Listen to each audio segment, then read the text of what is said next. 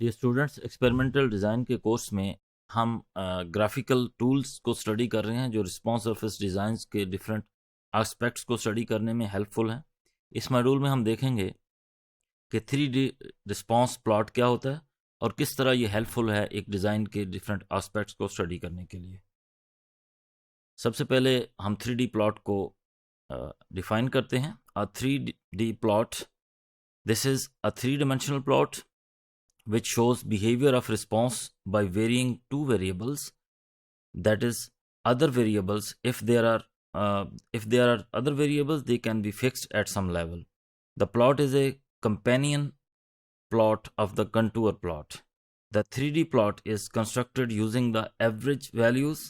It does not show the variation at each grid point.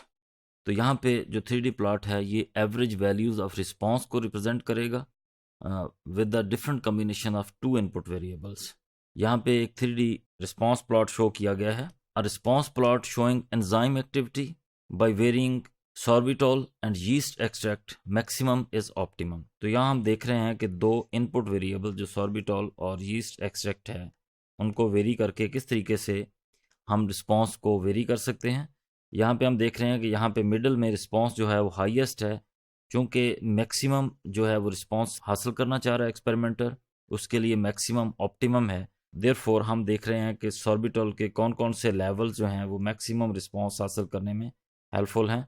तो इस तरह जहाँ पे दोनों कंबाइन होंगे, इसके ऊपर जो हाईएस्ट हाइट बन रही है एंजाइम एक्टिविटी की, इसका मतलब है कि वहाँ पे जो रिस्पॉन्स है दैट इज़ मैक्सिमम. तो यहाँ पे हम डिफरेंट कम्बिनेशन चेक कर सकते हैं x1 x2 के, जो एक ख़ास रिस्पॉन्स को हासिल करने के लिए हेल्पफुल हैं. तो चूंकि मैक्सिमम पे जाना चाह रहे हैं, यहाँ पे रिस्पॉन्स हमें नज़र आ रहा है कि दैट इज़ मैक्सिमम, तो इसलिए इसको हासिल करने के लिए जो हमारे पास अवेलेबल सॉर्बिटॉल और यीस्ट एक्सट्रैक्ट के कम्बिनेशन है दैट इज़ ऑप्टिमम कम्बिनेशन.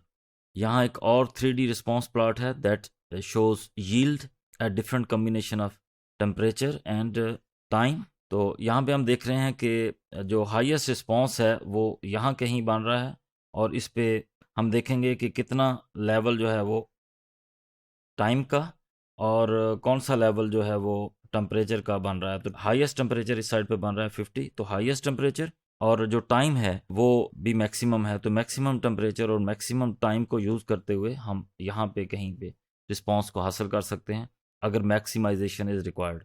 तो ये सरफेस थोड़ी सी लेस कर्व्ड है, इसका मतलब है कि टेम्परेचर और जो टाइम है उनके दरमियान होपफुली जो डिफरेंट किस्म के इंट्रैक्शंस हैं या क्वाड्रेटिक इफेक्ट्स हैं वो इतने ज़्यादा एग्जिस्ट नहीं कर रहे.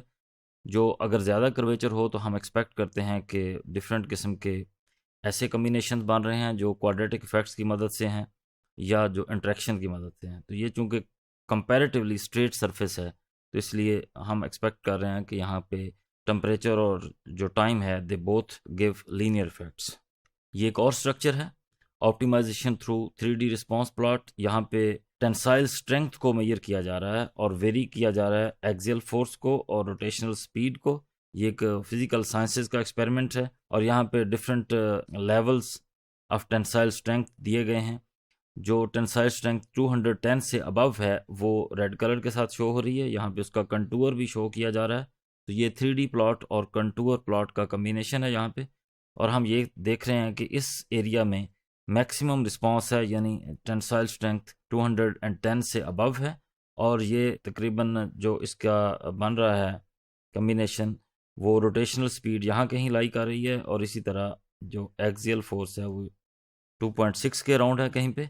तो इसका मतलब है कि इन कम्बिनेशन को यूज़ करते हुए हम मैक्सिमम रिस्पॉन्स यानी टेंसाइल स्ट्रेंथ को मैक्सिमाइज कर सकते हैं.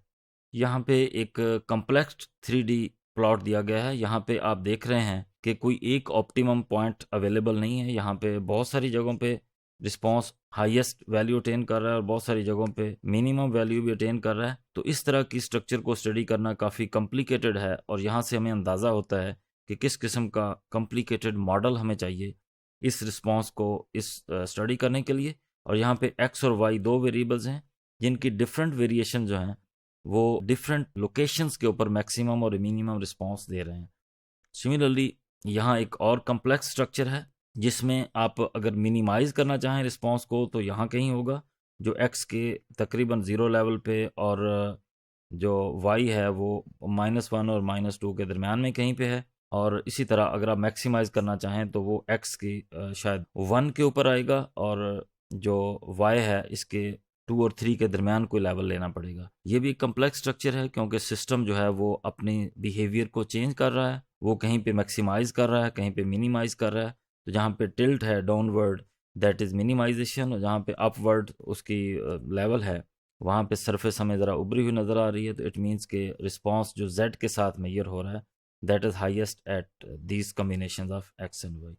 तो इस तरह हमने इस मॉड्यूल में देखा कि किस तरह एक 3D रिस्पॉन्स सरफेस प्लॉट हमें ये समझने में हेल्पफुल है कि कौन से रिस्पॉन्स को हासिल करने के लिए किस किस्म के x और y के कम्बिनेशन आपको रिक्वायर्ड है, और आपकी सरफेस की स्ट्रक्चर क्या है, क्या वो सिंपल स्ट्रक्चर है, क्या ऑप्टिमाइजेशन एक ही जगह पे है, या ऑप्टिमाइजेशन यानी मैक्सिमाइजेशन और मिनिमाइजेशन डिफरेंट लोकेशंस पे भी है।